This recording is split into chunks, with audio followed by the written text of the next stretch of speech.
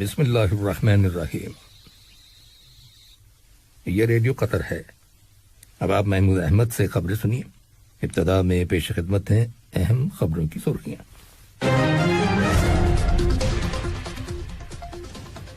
صاحب اسم امیر سے ونزویلا کی ایگزیکٹو وائس پریزیڈنٹ نے ملاقات کی ہے، جبکہ صاحب اسم امیر کو مصر کے صدر کی جانب سے ایک تحریری پیغام موصول ہوا ہے۔ آج صبح دیوان امیری میں وزیر اعظم اور وزیر داخلہ کی صدارت میں کابینہ کا ہفت روزہ باقاعدہ اجلاس منعقد ہوا۔ نائب وزیر اعظم اور وزیر داخلہ سے سوڈان کی وزیر خارجہ اور ان کے ہمراہ آئے ہوئے وفد کے ممبران نے ملاقات کی ہے۔ اور قطر نے صومالیہ کے دارالحکومت مقدیشو میں ایک فوجی اڈے پر کیے گئے خودکش حملے کی شدید الفاظ میں مذمت کی ہے۔ یہ تھیں اہم خبروں کی سرخیاں، اور اب سے چند لمحوں بعد تفصیل سے خبریں نشر کی جائیں گی۔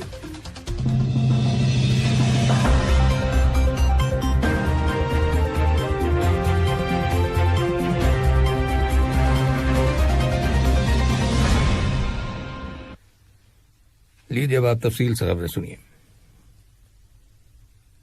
آج صبح البحر پیلس میں صاحب اسم امیر شیخ تمیم بن حمد آل ثانی سے ونزویلا کی executive vice president Delcy Eloina Rodriguez Gomez اور ان کے ہمراہ آئے ہوئے وفد کے ممبران نے ملاقات کی، جس کے دوران دونوں ملکوں کے تعلقات اور مختلف شعبوں میں ان تعلقات کو فروغ دینے کے وسائل کے علاوہ باہمی دلچسپی کے متعدد علاقائی اور بین الاقوامی معاملات کے بارے میں تبادلہ خیال کیا گیا۔ صاحب اسم امیر شیخ تمیم بن حمد آل ثانی کو مصر کے صدر عبد الفتاح السیسی کی جانب سے ایک تحریری پیغام موصول ہوا ہے، جس کا تعلق دو طرفہ تعلقات اور انہیں فروغ دینے کے وسائل کے علاوہ اہم علاقائی اور بین الاقوامی مسائل سے ہے۔ قطر کے دورے پر آئے ہوئے مصر کے وزیر خارجہ سامی شکری نے دیوان امیری میں صاحب اسم امیر شیخ تمیم بن حمد آل ثانی کے ساتھ ملاقات کی اور انہیں اپنے ملک کے صدر کا تحریری پیغام پہنچایا۔ اس کے علاوہ مصر کے وزیر خارجہ نے صاحب اسم امیر کو مصر کے صدر کی جانب سے خیر سگالی کا پیغام بھی دیا، جس میں صاحب اسم امیر کی صحت و تندرستی اور قطر کے عوام کی مزید ترقی و خوشحالی کے لیے نیک تمناؤں کا اظہار کیا گیا ہے۔ صاحب اسم امیر نے بھی جواب میں مصر کے وزیر خارجہ سے کہا کہ وہ وطن واپس لوٹنے پر ان کی جانب سے مصر کے صدر کو خیر سگالی کا پیغام پہنچا دیں۔ صاحب اسم امیر کے ساتھ مصر کے وزیر خارجہ کی ملاقات میں دو طرفہ تعلقات زیر بحث آئے اور انہیں مزید فروغ دینے کے وسائل کے علاوہ باہمی دلچسپی کے علاقائی اور بین الاقوامی معاملات کے بارے میں تبادلہ خیال کیا گیا۔ آج صبح دیوان امیری میں قطر کی کابینہ کا ہفت روزہ باقاعدہ اجلاس منعقد ہوا، جس میں ملک کے اندر کرونا وائرس کی صورتحال کا جائزہ لیا گیا اور اس کی روک تھام کے سلسلے میں احتیاطی تدابیر کو جاری رکھنے کا فیصلہ کیا گیا۔ اجلاس میں جو وزیر اعظم اور وزیر داخلہ شیخ خالد بن خلیفہ بن عبدالعزیز آل ثانی کی صدارت میں منعقد ہوا، کابینہ نے جون کے 18 تاریخ بروز جمعہ کرونا وائرس کے سلسلے میں پابندیوں کو ختم کرنے کے دوسرے مرحلے کی بھی تصدیق کی۔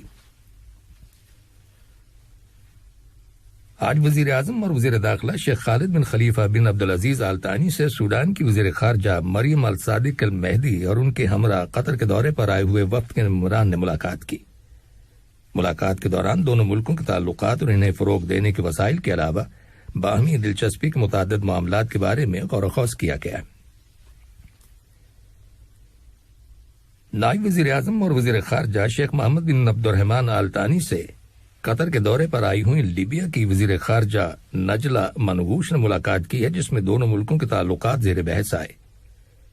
ملاقات کے دوران نائب وزیر اعظم اور وزیر خارجہ نے لیبیا کی خود مختاری، اتحاد اور استحکام کے معاملے میں قطر کی مکمل حمایت کا یقین دلایا۔ انہوں نے رواں سال دسمبر میں لیبیا کے اندر نیشنل الیکشن کے انعقاد کی کامیابی کے لیے نیک خواہشات کا اظہار کیا۔ جواب میں لیبیا کی وزیر خارجہ نے ان کے ملک کی سپورٹ کے لیے قطر کی تعریف کی اور شکریہ ادا کیا۔ دوحہ میں عرب ملکوں کے وزراء خارجہ کے اجلاس ختم ہو گئے ہیں، جن میں عرب دنیا سے متعلق متعدد سیاسی موضوعات زیر بحث آئے۔ ان میں فلسطین کا تنازع اور النہدہ ڈیم کا بحران سر فہرست رہے۔ قطر کے نائب وزیر اعظم اور وزیر خارجہ شیخ محمد بن عبد الرحمن آل ثانی کی صدارت میں ان تمام اجلاسوں کا آغاز عرب ملکوں کے وزراء خارجہ کے ایک مشاورتی اجلاس سے ہوا۔ نائب وزیر اعظم اور وزیر خارجہ نے عرب لیگ کے سیکریٹری جنرل احمد ابوالغیت کے ساتھ ایک مشترکہ پریس کانفرنس سے خطاب کرتے ہوئے مشترکہ عرب عمل کو فعال بنانے کے لیے زیر بحث آنے والے موضوعات کی اہمیت پر زور دیا۔ عرب وزراء خارجہ کے مشاورتی اجلاس کے موقع پر نائب وزیر اعظم اور وزیر خارجہ شیخ محمد بن عبد الرحمن آل ثانی سے سوڈان، لبنان، تیونس، فلسطین اور الجزائر کے وزراء خارجہ نے الگ الگ ملاقاتیں کی، جن میں باہمی دلچسپی کے موضوعات زیر بحث آئے۔ تمام وزراء خارجہ نے دوحہ میں عرب وزارتی اجلاسوں کی میزبانی کے لیے حکومت قطر کا شکریہ ادا کیا۔ دنیا اسنا ایتھوپیا نے عرب لیگ کی اس قرارداد کو مسترد کر دیا ہے جس میں اقوام متحدہ کی سلامتی کونسل سے مصر، سوڈان اور ایتھوپیا کے مابین النہدہ ڈیم کے تنازع میں مداخلت کرنے کی اپیل کی گئی ہے۔ ایتھوپیا کا کہنا ہے کہ وہ بین الاقوامی قانون اور کسی کو نقصان نہ پہنچائے جانے کے اصول کے تحت اپنے آبی وسائل کے جائز استعمال کا حق محفوظ رکھتا ہے۔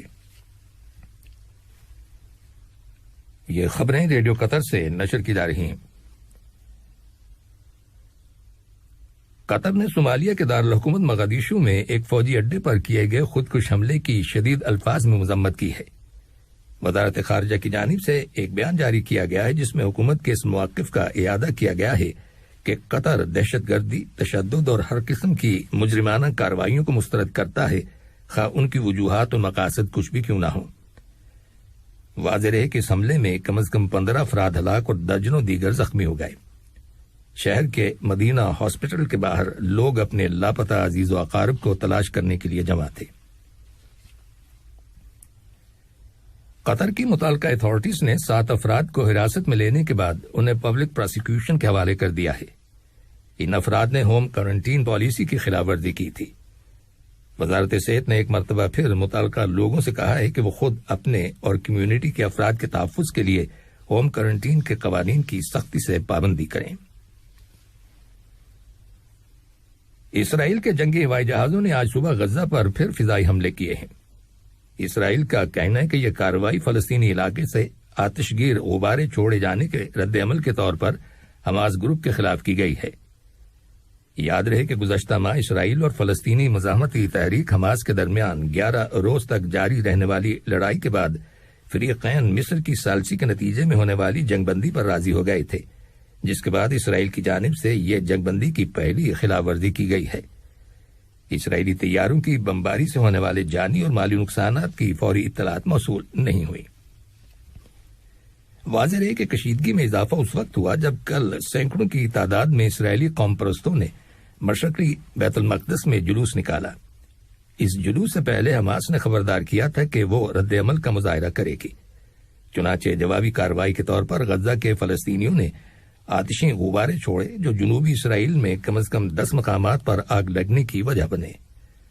آج صبح ہی اسرائیلی فوج نے مشرقی بیت المقدس میں کار سے ٹکرا کر حملہ کرنے کے الزام میں ایک فلسطینی خاتون کو گولی مار کر شہید کر ڈالا۔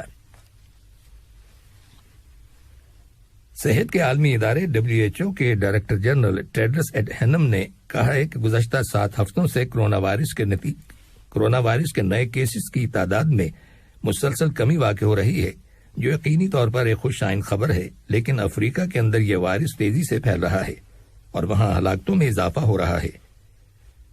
انہوں نے کہا کہ عالمی سطح پر افریقہ میں کرونا وائرس کے ایسے مریضوں کی تعداد زیادہ ہے جو پیچیدہ بیماریوں میں مبتلا ہیں۔